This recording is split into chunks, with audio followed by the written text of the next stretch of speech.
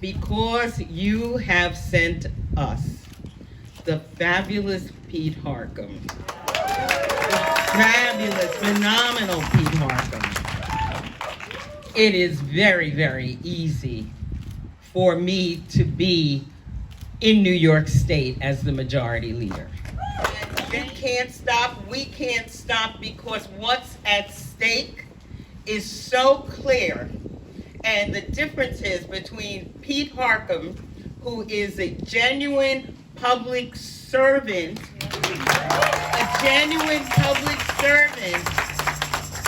who has decided to do the right thing for the people of New York State and the people in the 40th District every single day. Every day. He's not a mouthpiece for any crazy policies. He's not somebody, yeah, did I say that? I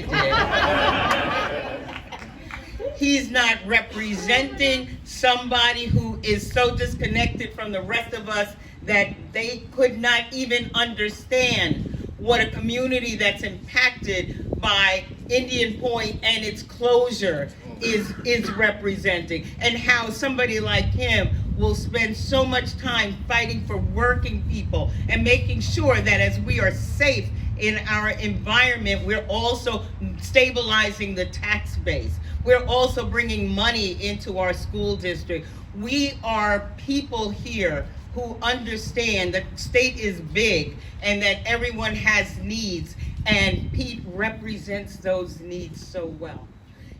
We can't lose Pete. Pete, as you know, has been the chairman of the Alcohol and Substance Abuse Committee, and what we know around this time is how important it is for us to get health care on every level, in every need, and we also know the pain of addiction and how this impacts our economy, our families, and our future. He has taken it upon himself as one of the co-chairs to make sure everyone's engaged, because we know, despite the partisanship and the ignorance, frankly, that something like addiction is not a partisan issue. Because we know the other guy, and we know the things he took away.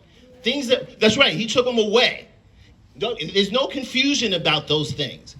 The things, the leadership that Pete has had in substance abuse and substance abuse disorder and mental health things between the pandemic and the things that we have, we know Pete and all of his colleagues under the leadership of Andre Stewart Cousins and all of the folks, Shelley May and all of the team that are there, have made a difference.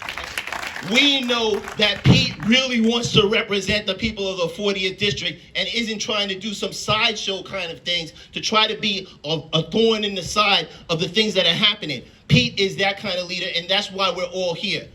These districts are hard. People want reassurance that someone listens to them, has their back, understands their struggles, is not far away, is right here rooted in their problems. They don't have to agree, as I always say, about 100% of the things, but they got to know 60% of the time, this person is looking out for them, for their interest, for their willing to listen to them, even if they disagree, willing to fight for them, even if it's unpopular.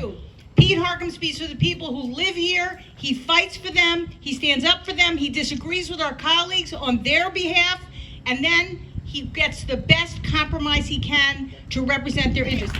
Pete Harckham is the example of courage, integrity, and wisdom of knowing what is right. He is not deterred by a fancy watch or anything else. He is on the mark of the people that live here. So please, remind those people. He knows what time it is. It's Harckham time. This is your seat. This is your seat. If you remember 2 years ago, we asked all of you to take ownership of this seat. Take ownership of the campaign, because it was about our values. It was not about me, it was about our values.